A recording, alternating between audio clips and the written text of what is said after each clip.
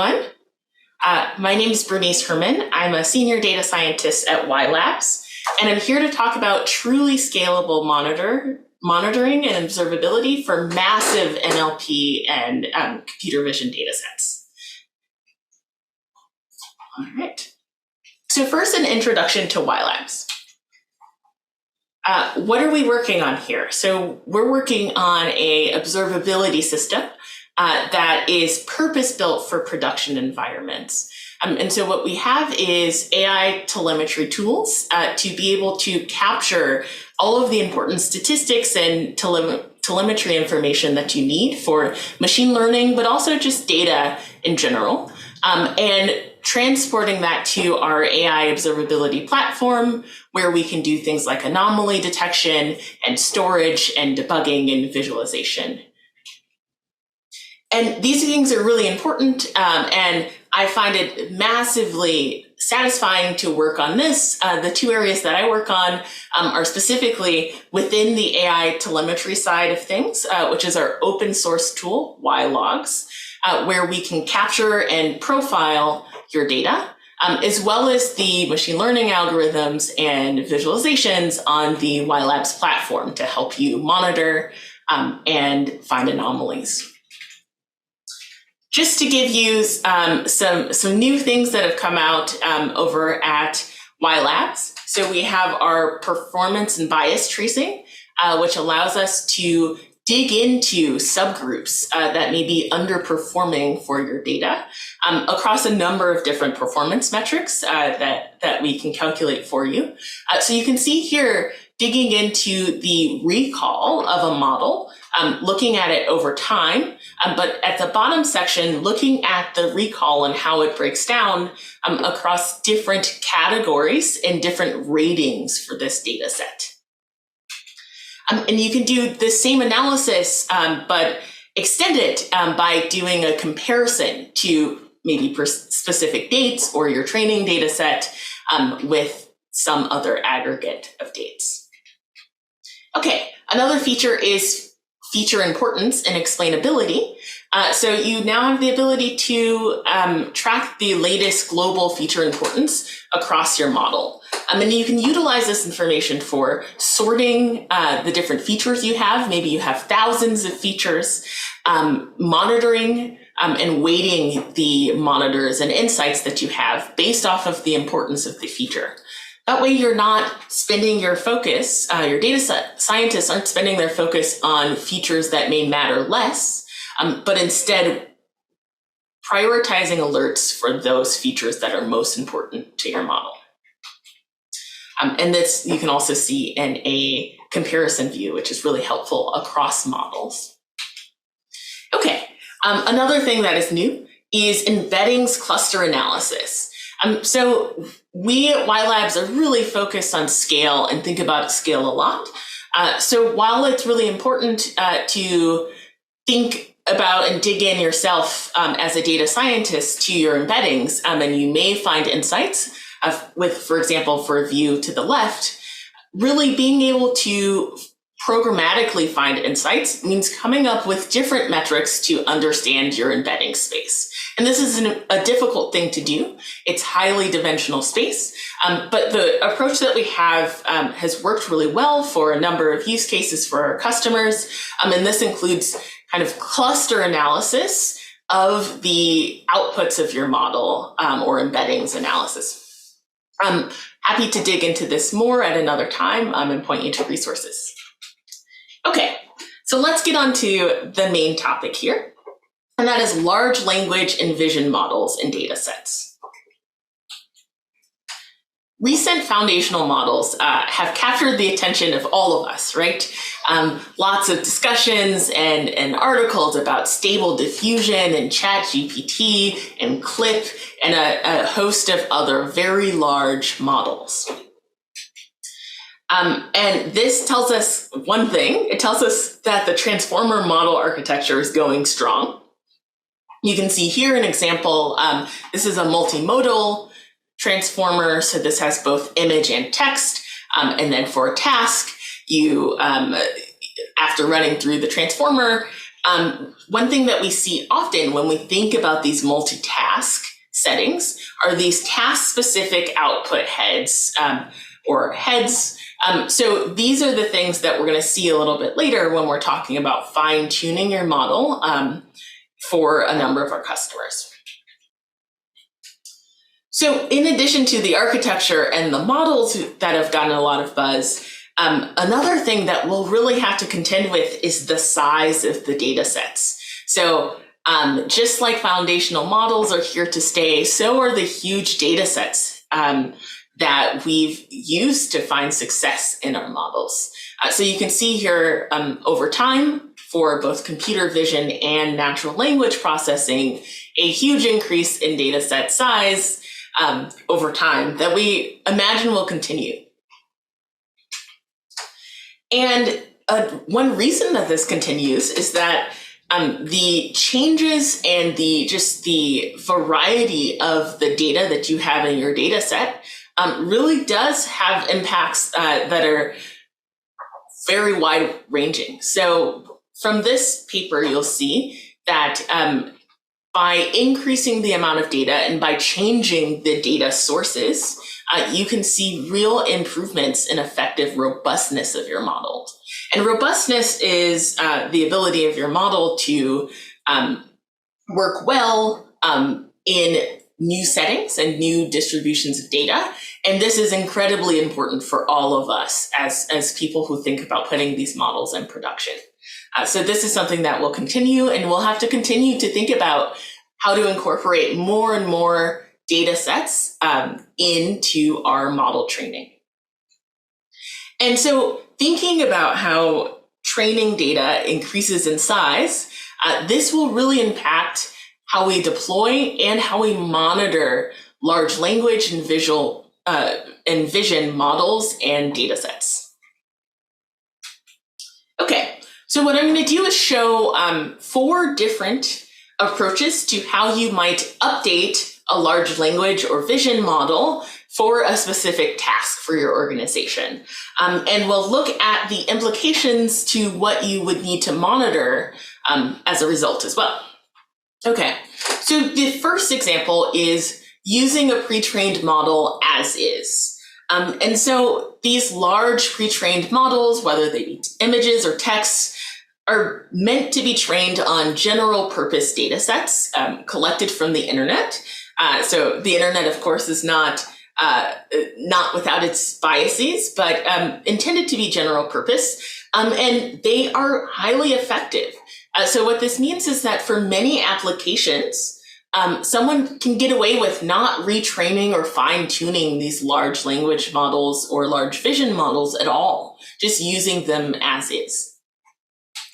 And we have a little visualization of this. So this is a convolutional neural network, so a little older of a picture, but I always like it. And the thing we want to focus on here is which of the layers do we lock, which of the layers do we fine tune, which of the layers do we retrain in these 4 different processes. So in the case of using a pre-trained model as is, maybe this didn't need a picture necessarily because we're just locking the whole thing. We're happy with end to end how the model is performing, and we'll use it just as is. So what does this mean for what you need to monitor? By using a pre-trained model as is, we need to, unfortunately, think about the training data that was used for this large model. A reason we need to do this is that for monitoring our models, a large part of this comes with distribution shift, right? A data set shift. And so we need to understand, what does the data look like in the training phase? And what does the data look like today during production, and how those things are different? And understanding those differences between the training data and the production data is what helps us to understand what is the potential, what is the estimated performance error, and what potential problems may we see today in our production system? When do we need to retrain our system? Okay. So unfortunately, for using the pre-trained model as is, you have to contend with a really large generic training data set of images or text. or both. And this is what the distribution of this data is what you compare to your production data day to day. This is very difficult, but this is why we're here at an AI at scale event, right? We need to think about how this scales to the large systems that are being used today. Okay, let's go on to the second one, which is fine-tuning the task head only. So this is a popular approach, and it involves freezing all of the layers except for the very last layer, often a single fully connected layer, and often with this comes a different loss function depending on the task that you're doing. So back to our visual, what we might see here is that the majority of the layers are locked, with the exception of the very last layer, which we would change to fit our application. So in this case, where we have a softmax and doing some classification, we may change this to a different head to take on a different task, maybe segmentation, pixel level segmentation, or any other task on this image. Okay, so what do we need to do to monitor it? Well, we certainly want to monitor our specific training data. So maybe just going back a bit, to fine tune this task, this model for a new task, what we would do is we would collect some specific training data for our task, let's say for our organization, and then we would freeze all of these layers that are underlocked, but we would train our model using these new data points to tune this kind of, so after changing this head, to tune this head. And so that is where we get this specific training data. We've collected this particularly for our application. This is something that our organization has done. We've likely paid to get this labeled or put a lot of work in this data set, but also have a lot of expertise in it. And so the plus of the fine-tuning approach to using large language or vision models is that the most important thing to monitor is actually the specific training data, which is likely to be a smaller data set. But you'll still be missing information. You'll be missing drift from your underlying data distribution of the model, right? So you can imagine that I may train this new data set, train this model with my specific data set. And this helps me to understand kind of the distribution of values, but there's still a lot of interaction that can happen in the other layers. And I really don't understand, without collecting data about it, the distribution of the original data, which can be really helpful for me to understand what data is an anomaly, that sort of thing. Okay. So the third one is fine-tuning the whole model. So unlike the last one, where we're just fine-tuning the last layer or so, fine-tuning the whole model often means that you unfreeze most of the layers, maybe not all, but most. And you often need to do this when you have a completely different distribution that you're considering. So in the text case, maybe some specialized vocabulary, if you're doing some legal text analysis or understanding. In the image case that we'll see here, maybe you are, instead of using cars or kind of generic objects that we see out in the world, maybe we're switching this to a medical image scenario. And so in that case, you might get away with even fine-tuning the whole model. So still using all of that massive data and images that the original foundational model creators have used and the millions of dollars that they've used to train it, utilizing those pre-trained weights, but then tuning on top of it across all layers or across the majority of layers. Okay, so what does this mean for monitoring? Well, this is a nice scenario because we can monitor our specific training data only. And we imagine that that specific training data is smaller. So this is our best scenario as far as size of the data that we need to monitor. And then finally, our fourth one is a full model retraining. So this is by far more expensive.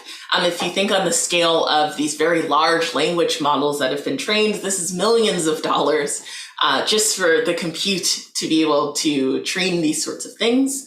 And so you might do a reduced approach of this, but this is the example of using that existing architecture to train a model from scratch. So not utilizing those pre-trained weights, but using your own data set fully. It's a lot of work. I personally wouldn't recommend it, but there are scenarios in which you want to do this for sure. And in this case, you need to collect a large data set, not necessarily on the scale of Lion or any of these others, but pretty large. And so this is just the whole the whole model architecture retrained with our new specialized data. Okay, so what do you need to monitor in that case?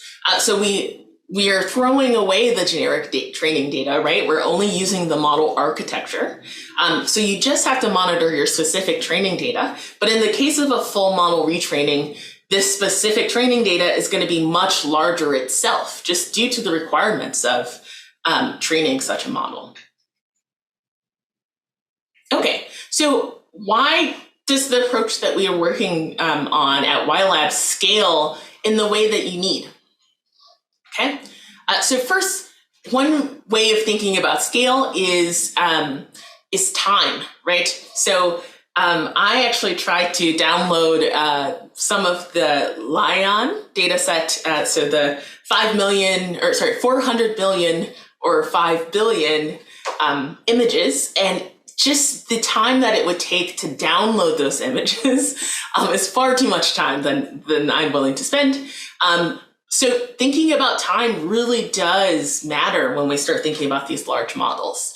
And the beautiful thing about WhyLabs is that it is meant to do this work of gathering the important information and statistics about your data in a very, very, very fast way.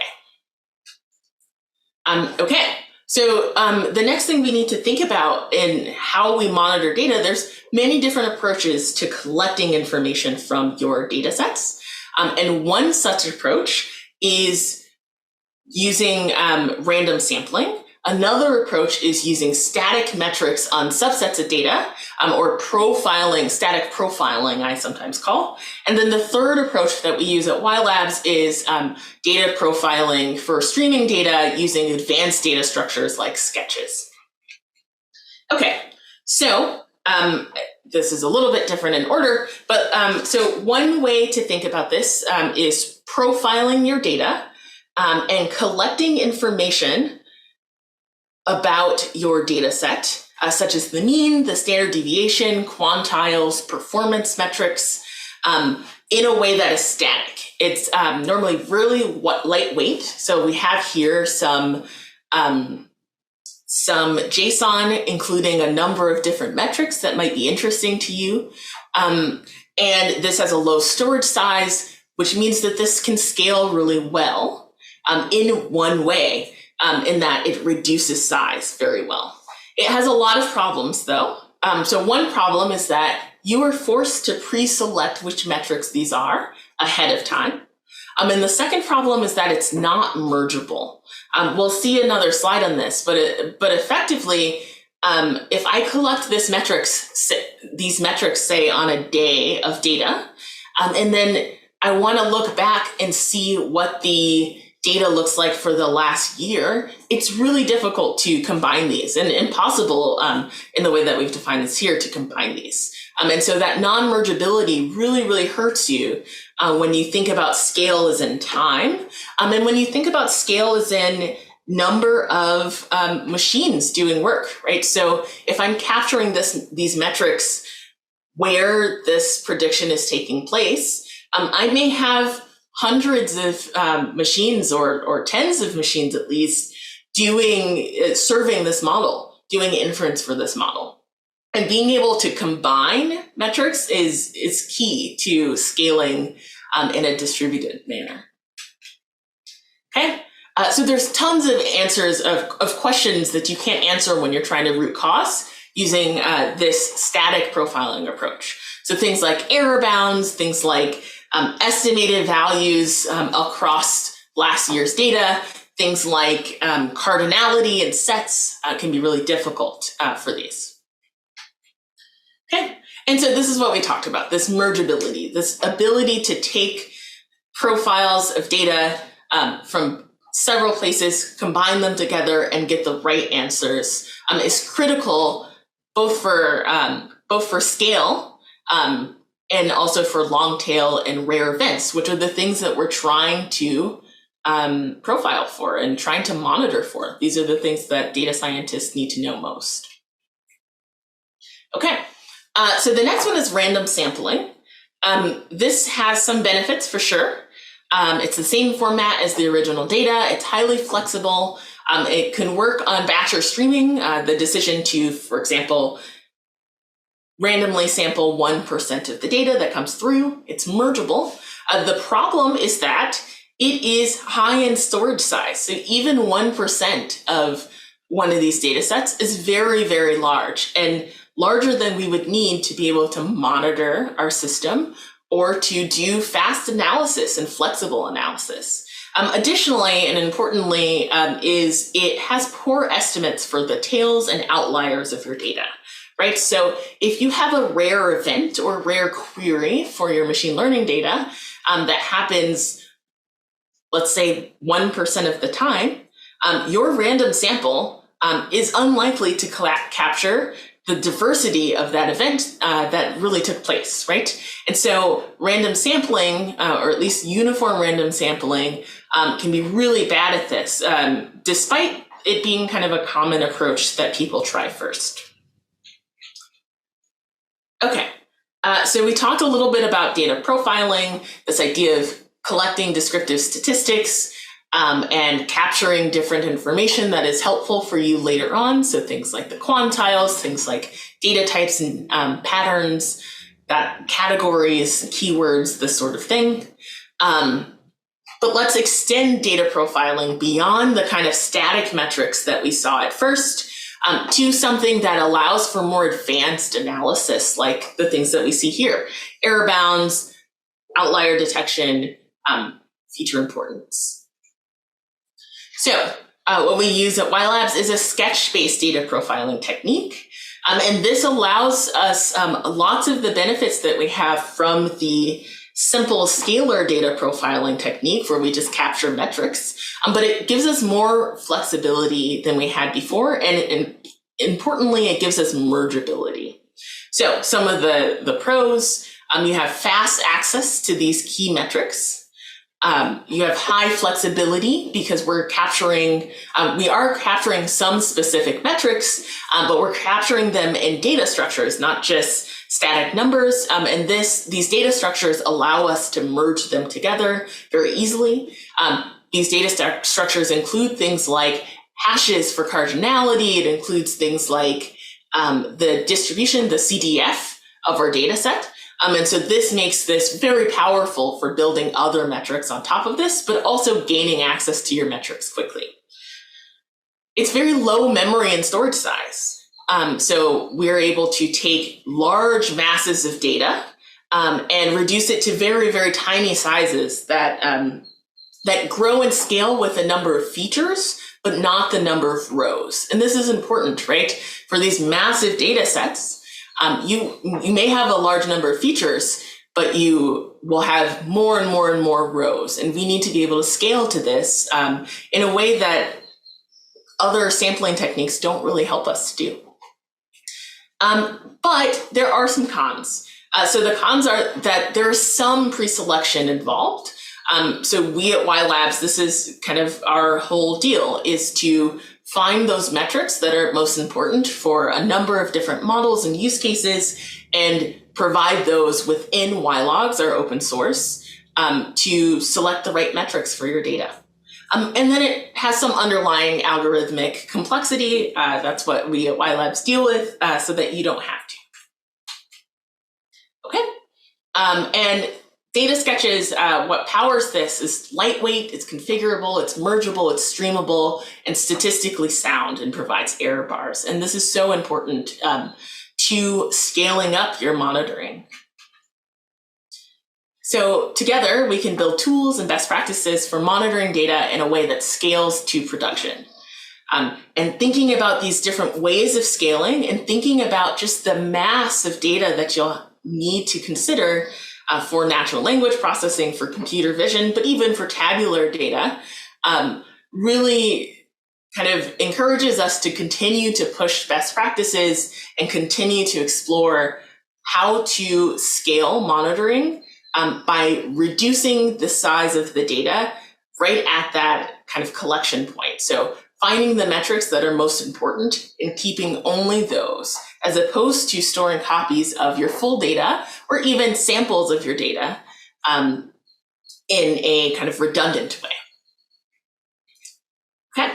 I do encourage you to check out WhyLabs and then check out WhyLabs, our SaaS platform, to see what kind of monitors can be built on top of these really great metrics and data structures. And I'm happy to take any questions. Please contact me at Bernease@whylabs.ai on social media. So I'll be on the IA Slack, as well as the WhyLabs Slack and Twitter and all of the other sorts of things at Bernease. And if you're interested in WhyLabs swag, I think we have some more swag than these pictures, but please do go to the forum. So star the WhyLabs project, join our community Slack, and submit a form with the relevant info, and we're happy to get you some swag. Thank you.